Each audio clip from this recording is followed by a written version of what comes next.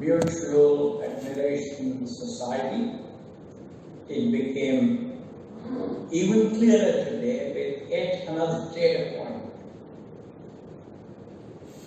Chancellor, the Pro-Chancellor, the Vice-Chancellor, the Pro-Vice-Chancellor, Captain, Professor Kinja, Sri Jairaj, other members of the Board of Governors, principals, deans, faculty, staff, alumni, students and guests. I am indeed honored to speak today at the Foundation Day event of this promising institution.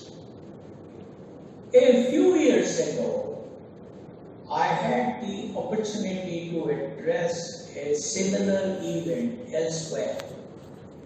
And from the purpose of my lecture today is the same as the purpose of my lecture that I delivered then. Therefore, I will use similar ideas even in this lecture. I will speak on why we should enthusiastically embrace a grand vision for this institution to become a top quality university in science, engineering, law, medicine, liberal arts, and a few other things that you may have in mind. There are many excellent books written on creating great universities. The one I found most useful is a book presented to me by my son Rohan and titled The Great American University, Its Rise to Eminence, Its Indispensable National Role, and why it must be protected. The book is written by Professor Jonathan Cole, a former provost of Columbia University. You may want to read this book. You may also want to read speeches by the legendary Professor Derek Waugh, the much respected former president of Harvard University. Let us first trace the history of modern universities. I am proud of Nalanda and other great institutions of learning of ancient India. However, I should not be filio-pietistic at this time. I should acknowledge that the credit for creating a modern university goes to the United States of America, not the UK, not Germany, and not India. Nalanda was indeed the first teaching university. It flourished between 500 AD and 1300 AD. Bologna, founded in 1088 AD in Italy, is perhaps the oldest surviving teaching institution. Oxford, founded in 1167 AD in the UK, and Cambridge, founded in 1209 AD in the UK, formed the model for Harvard College, founded in Boston, United States in 1636 AD. Harvard started teaching with just 9 students. It was followed by the College of William and Mary in 1693, Yale in 1701, Princeton in 1746, and King's College, now called Columbia University, in 1754. The Monroe Act, passed in 1862, allocated up to 90,000 acres of federal land to each state in the United States to start what are termed land grant collegiate institutions to impart instruction in agriculture and mechanical arts to the students, to the children of the working and middle class folks. The idea of a university originated in a set of 9 lectures given by the English Cardinal John Henry Newman in Dublin in 1852. However, most experts in education opine that Newman's idea was limited to that of a college and not a university. The idea of a university took birth in the United States by combining the task of transmission of knowledge, which is the hallmark of the Oxbridge tradition, with the task of creation of new knowledge propounded by the German tradition of research, exemplified by Wilhelm von Humboldt and the University of Berlin. The first US university to focus on research as its primary objective was Johns Hopkins University, that was founded by Johns Hopkins about 100 years after the founding of the US in 1776. The model of the American Research University was established by 5 colonial colleges chartered before the American Revolution. That is, Harvard, Yale, Pennsylvania, Princeton, and Columbia.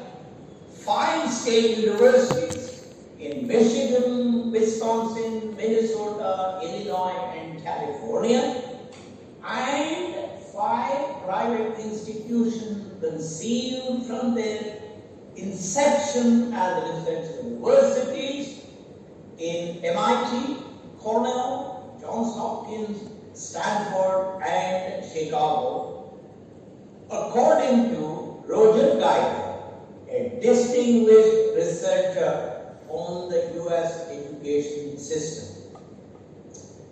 It is noteworthy that 6 out of these 15 gold standard educational institutions are land grant institutions and have been performing as premier research institutions. California, Illinois, Minnesota, and Wisconsin are in the public sector. Cornell and MIT are in the private sector. You must dream of making DSU one such university. DSU should lay the foundation for seeding observation, curiosity, discussions, questioning, openness to new ideas, analytical and critical thinking, meritocracy, pluralism, independent thinking, self-confidence, understanding real-world phenomena, applying formal theory learned in the classroom, and solving real-world problems right here in Karnataka and India. DSU should provide an environment of deep thinking, imagining the unimaginable and unimagined, discussion, debate, collaboration, focusing on unraveling the deep secrets of nature, interdisciplinary approach to problem solving, and data and fact orientation, among many other aspects of research. The objects of a university like DSU twofold. First is to guide the students to reach the frontiers of knowledge in any branch of science, engineering, medicine, law, social sciences, and arts through Socratic style of questioning, teaching, and practice. Some of these successful students will go into the real world and apply the knowledge acquired in their education at the university to make life better for the world. Some of you students will take the second path, which is to focus on what the Germans call Wissenschaft, or knowledge for its own sake. Experts believe that the undisputed leadership of the US university is due to the successful symbiotic integration of both the teaching and research models. Some of you will perhaps wonder why you should bother about knowledge for knowledge's sake. Why should you worry about fundamental research at DSU? That is a fair question. Being an engineer, I will use examples from science and engineering, primarily physics and engineering, in my talk today. But what I say holds good for every inquiry into the unfathomed in every area of human knowledge. Let me elaborate. Science is about unraveling the secrets of nature and understanding reality.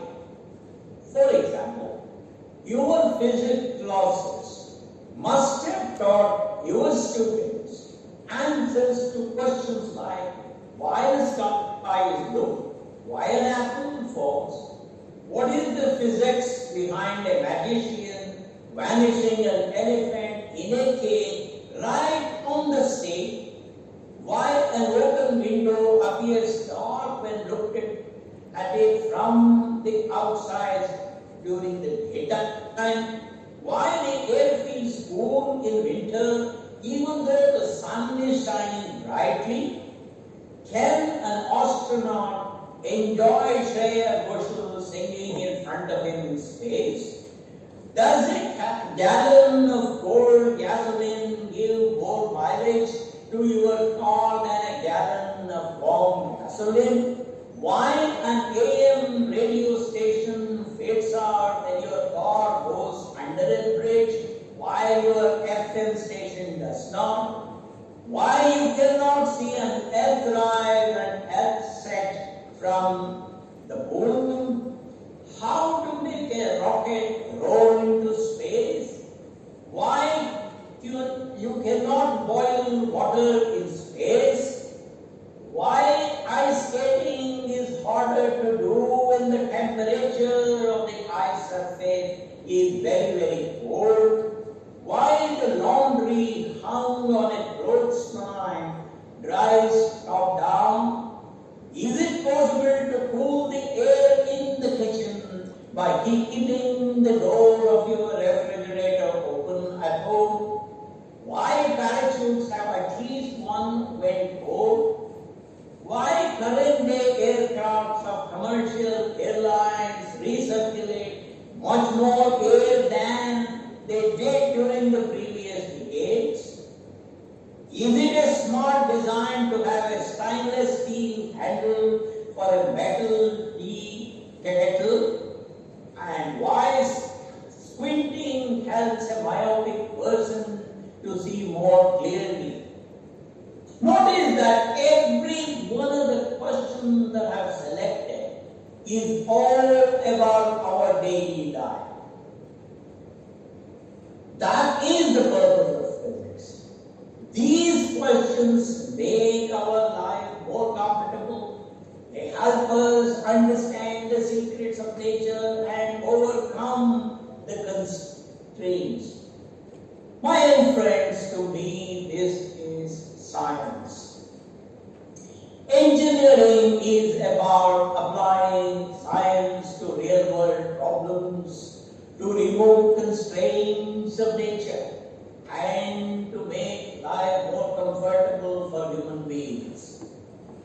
TV, telephone, computers, motor cars, air conditioners, and refrigerators are some examples of engineering applying scientific knowledge to solve real-life problems.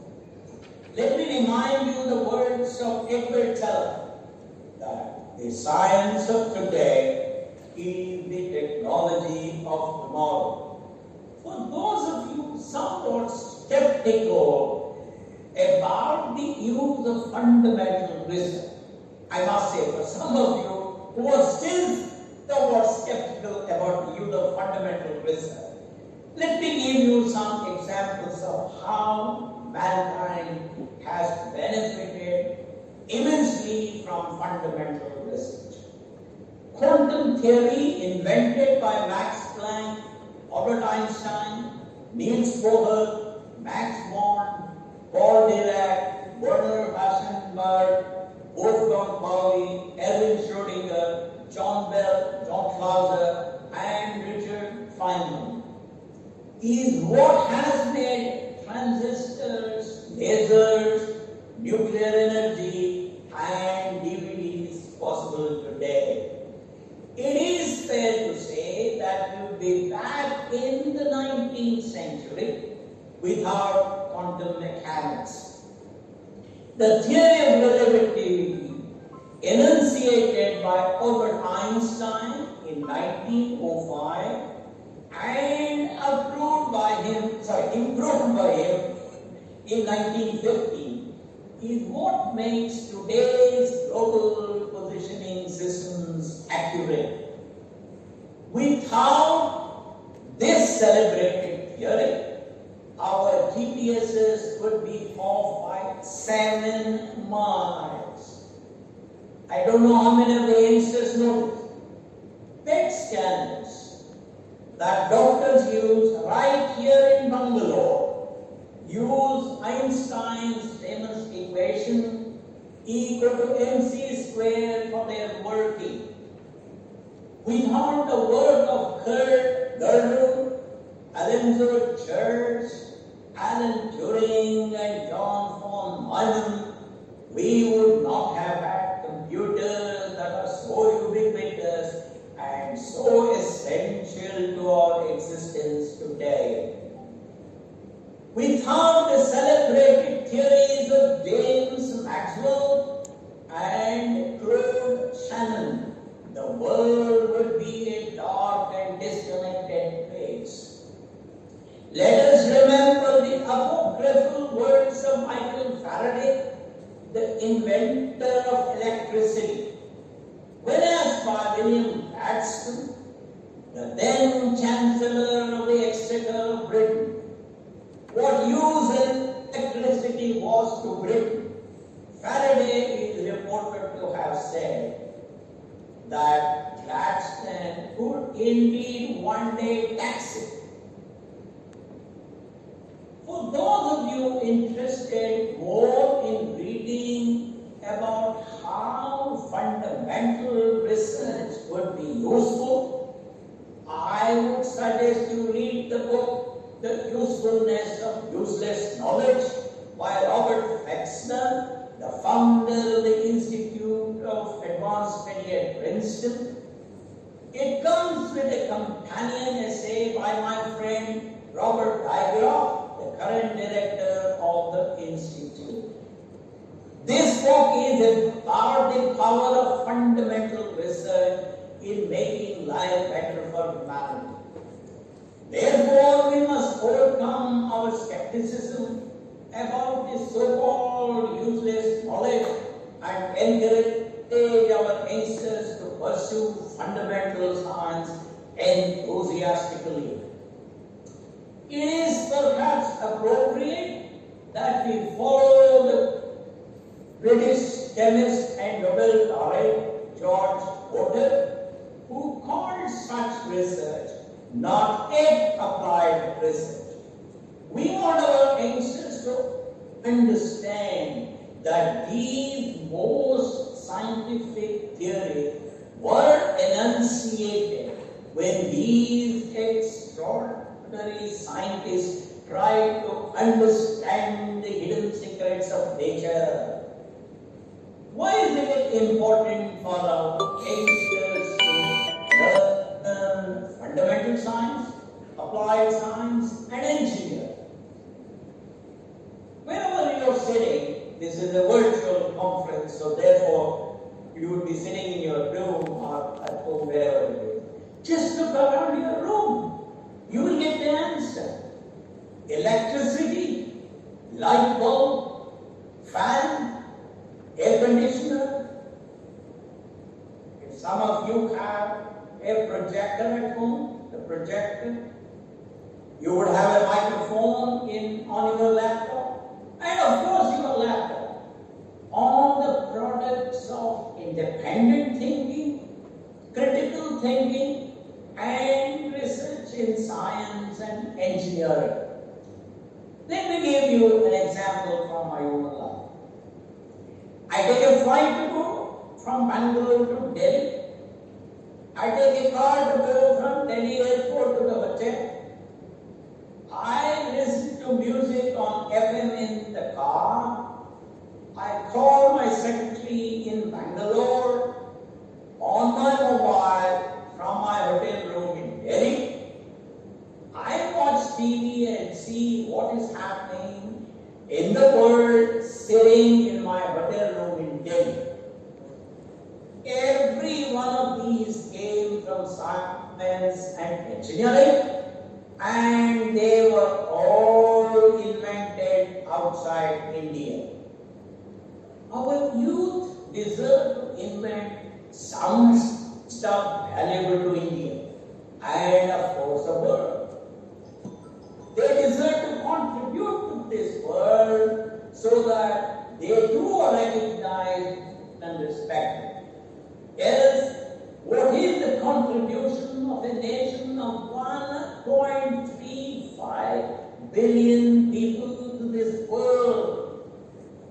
Look at our own history of advances in just music, literature, philosophy, science, and mathematics. I've taken on just 5 areas.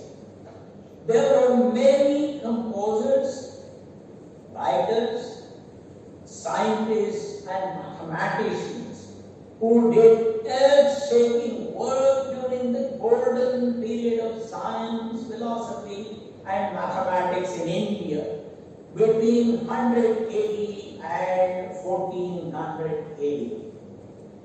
Tyagaraja, Purandaradasa, Shankara, Ramanuja, Madhva, and Basavana belong to this period. The scientists and mathematicians of the golden era of Indian science and mathematics were some of the most original thinkers of the world of that period.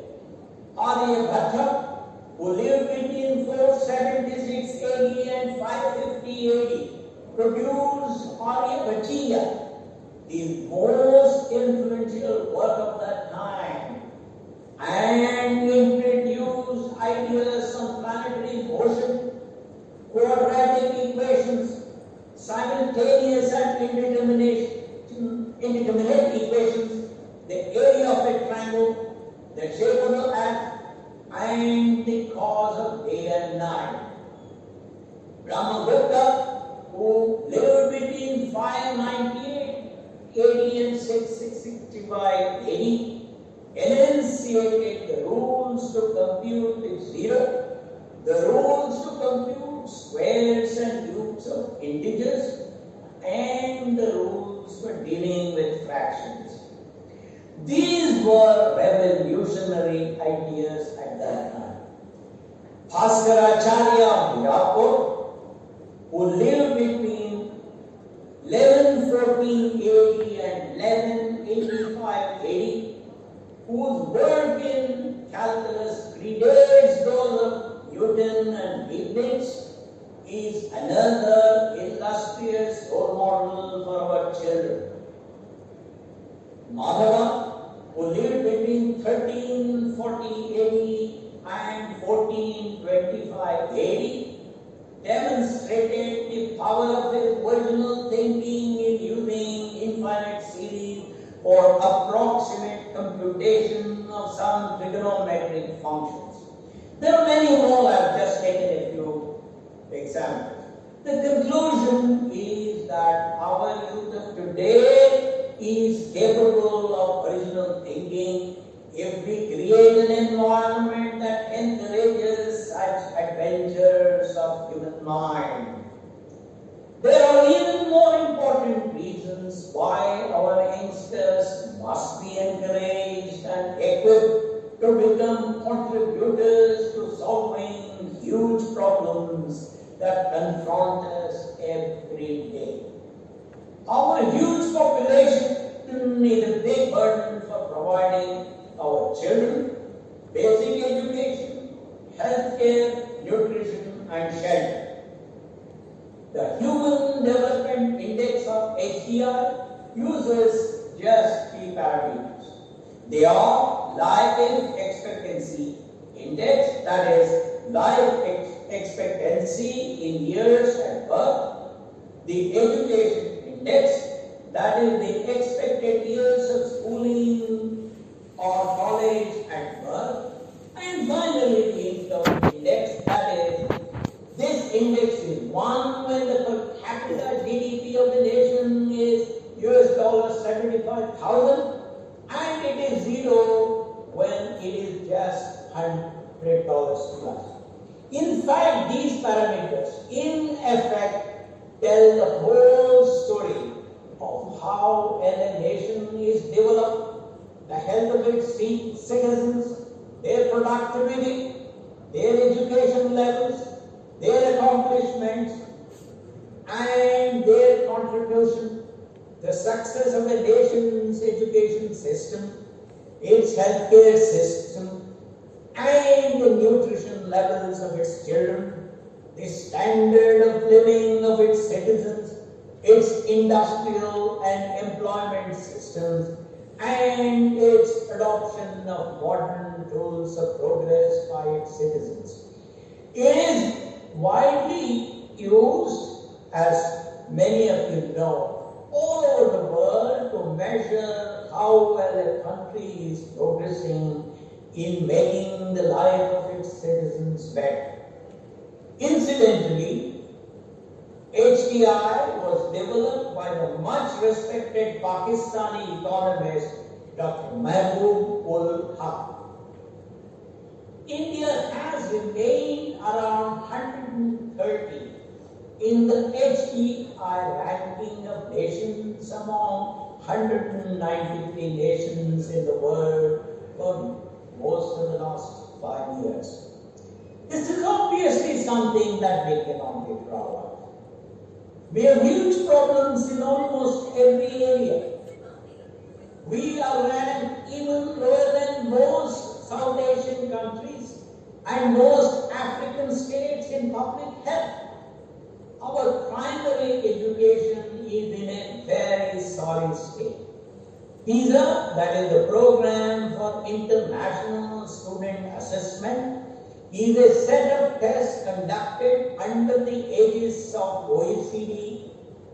PISA ranked India 72nd out of 74 countries that participated in PISA in 2009. What did India do to improve our position? The government of the day stopped participating in it. It is sad. Our agricultural productivity is lower compared to developed nations. Our ports are inefficient. Our cities are polluted. The slums in our societies, in our cities, are increasing due to migration from rural areas to megacities in search of jobs. The traffic in our cities, as all of you know, is unmanageable. Traveling from one part of the city to the other part is a nightmare. Well, let me stop here and just say we have huge problems. Now, what is the solution? I believe that we can find appropriate solutions to our problems if we educate our youth to think independently, to find scientific and technological solutions to our problems. That is the primary objective of a modern university. DSU can lead the effort in transforming the mindset of our youth from reactive problem solving to proactive problem defining and problem solving. Our youngsters enter your university as intelligent, curious, enthusiastic, and energetic young men and young women. DSU's responsibility is to transform these fertile minds to leave the university as confident, knowledgeable, open-minded, objective, and independent thinkers that are willing to go after the solutions to the problems of our country. If DSU can become one of the top 100 universities in the world in the next 50 years, I believe that the dream of every one of us assembled here would become a reality. Your challenge as seniors of this venerable institution is to dream plausibly impossible dreams and work hard to make them happen. Can DSU produce a Manu, a Kautilya, a Ramanujan, or a C.V. Raman? Will one of the DSU students become another Purandara Dasa? Can one of the DSU students read the philosophical pinnacle of a Basavanna or an Akka Mahadevi? Can DSU produce another literary genius like Kuvempu, Shivram Khadan, S.L. Bhairappa or Trivedi? Can a DSU student become another Kalingara or a K.S. Narasimha Swami? Can a DSU student find a vaccine to chikungunya or a dengue? Our sun has been producing 4 million tons equivalent of energy. I mean, that's a lot of energy. If you use the equation E equal to mc square, what I gave you is m there. C is the velocity of light. Then you can compute the energy. You know, it produces 4 million tons equivalent of energy every second using nuclear fusion, not nuclear fission, nuclear fusion, because hydrogen atoms fuse to become helium and lose a little bit of mass that gets converted to energy. And sun has been doing it for over 5 billion years. Out of this, I don't know how many of you know, only 4.5 pounds equivalent of energy reaches our Earth every second. Now, even more surprising is that the entire set of human beings need just 44 pounds equivalent of energy every day for all their needs. What it means is that we just 10 seconds of the energy we receive from our sun for the daily needs of the entire humanity. Can a DSU student devise a method to use solar energy more efficiently and less expensive? Can he or she produce an inexpensive method for nuclear fusion to produce energy? This is a huge problem. Can GSU students find an inexpensive solution to desalination of seawater? Can they improve the productivity of our farmers by a factor of 10? Can they find an inexpensive solution for purification of our polluted air? Can they devise a non-invasive solution to measure blood sugar levels and non-invasive tests for detecting certain kinds of cancer that require biopsy today? Can they devise a cure for cancer without chemotherapy? I believe this has just been announced in the UK. I read it in one of the journals yesterday after I wrote this speech. Can they find a solution to predicting a drought a few months in advance to help our farmers? Can they find an inexpensive but strong concrete that will help us build roads to withstand the wear and tear for 100 years so that we can prevent all these potholes in Bangalore? Can they find solution to India's other pressing problems? My friends, these must be your dreams and this must be your resolve today. If the DSU youngsters can accomplish solutions to some of the problems and aspirations that I listed, then they would have brought back pride to our people, our country, and to our future generations like the scientists, mathematicians, surgeons, philosophers, and physicians of the golden period of Indian science date between 180 and 1480. Can we hope that an Indian youngster educated in DSU will grow up to make a mind-boggling discovery like Niels Bohr, who postulated that the location of an electron becomes certain only at the time of observation, and that the inherent nature of reality is fuzzy?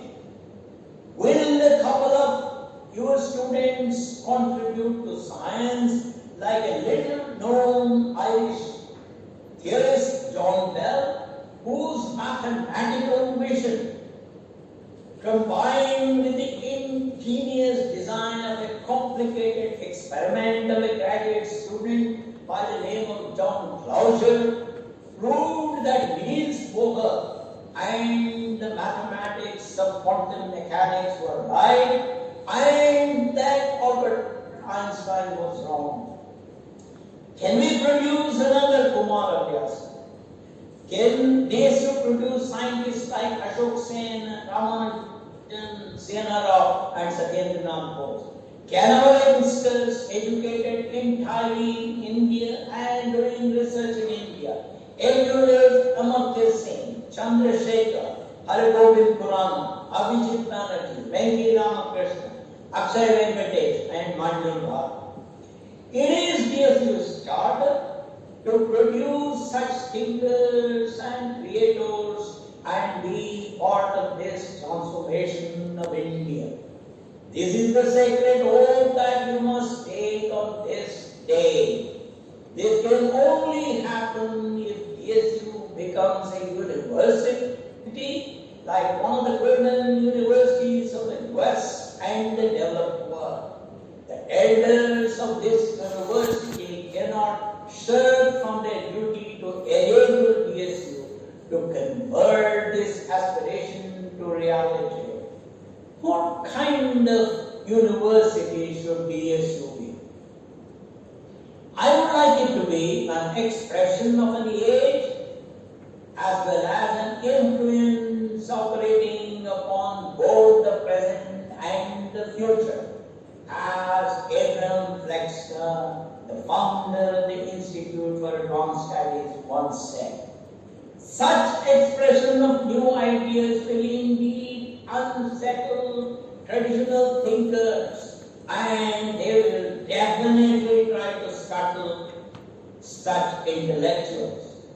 You should derive strength from the words in Ecclesiastes, the book of the Jewish Ketuvim, and the Old Testament, published more than 2,300 years ago.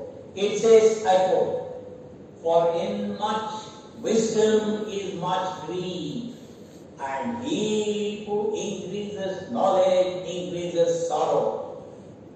I want DSU to be a place where new thoughts and new ideas emerge often, sometimes leading to the emancipation of our society with new discoveries and inventions. Discovering is saying what everybody has seen and reasoning what nobody has reasoned, as Albert Gayobi once said. Invention is creating what nobody has yet seen. Folks, achieving this will require lots of competence, courage, commitment, and character.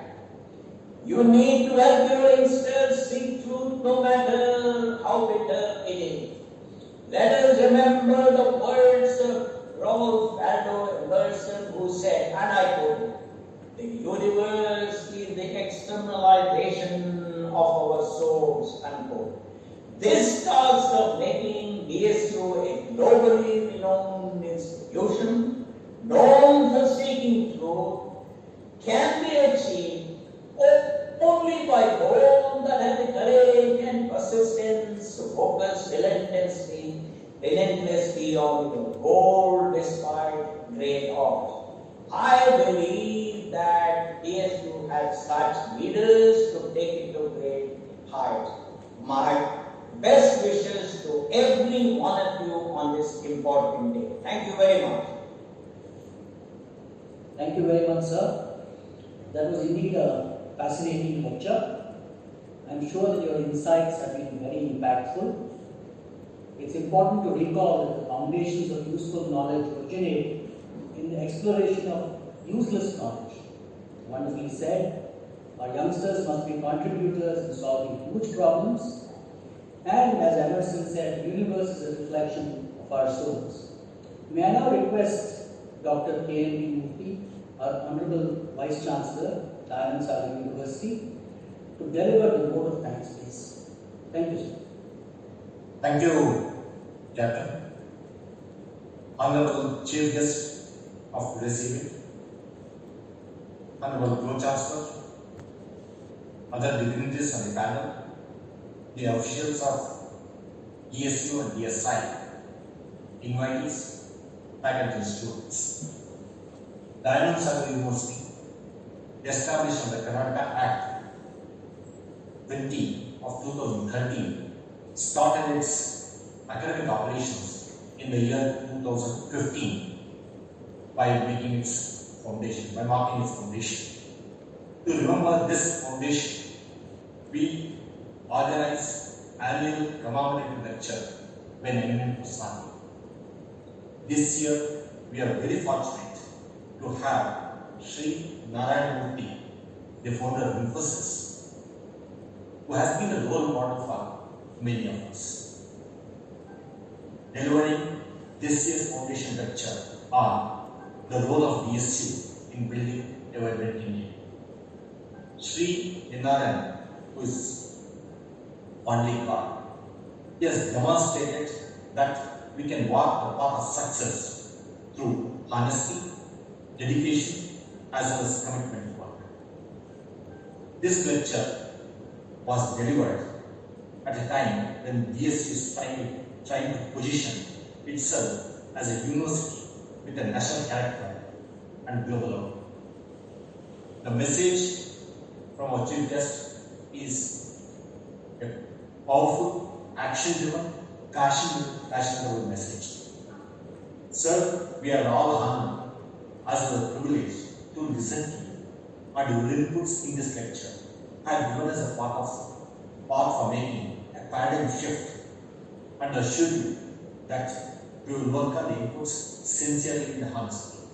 Now, clearly indicated that we need to look at problems within our locality, within our country, and try to find solutions for each one. Sir, on behalf of Dayananda Sagar University, management, staff, and students, we sincerely and gratefully thank you for making time amidst your busy schedules to deliver this lecture. Thank you very much. I take this opportunity to thank Dr. Dayananda Sagar, the Chancellor of this university in absentia, Dr. D. Premachandra Sagar, the Honorable Pro-Chancellor of DSC, for his gracious presence, welcome, and opening remarks. I recognize the presence of our board members, Madam Infosys Sagar, Ms. Rohan Sagar, our Secretary, Sri Gariswamy, Sri Janardhan, the Pro Vice Chancellor, our DSC evangelist, Professor Kincha, and Advisor K. Jayaraj. Sir, we submit our thanks to all the invitees who responded to our invite and to attend this lecture. Our thanks are also due to the heads of DSI groups or institutions, Dr. Putmalappa, the Registrar, Anita Ramalingam, the Control of Examinations, all our deans, the chairpersons, faculty colleagues, non-teaching staff, students, and finally, we submit a bouquet of thanks to everyone who attended this lecture, who got the real message that we need to adopt in the education institutions to make the institution a powerful one or a useful one this time. Thank you very much, sir. Thank you very much, sir. Yeah, we will conclude this webinar now, and a good day to all of you. Thank you. Thank you, sir. Thank you, sir. We formed a mutual admiration society. It became even clearer today with yet another data point. Chancellor, the Pro-Chancellor, the Vice-Chancellor, the Pro-Vice-Chancellor, Captain, Professor Kinja, Sri Jayaraj,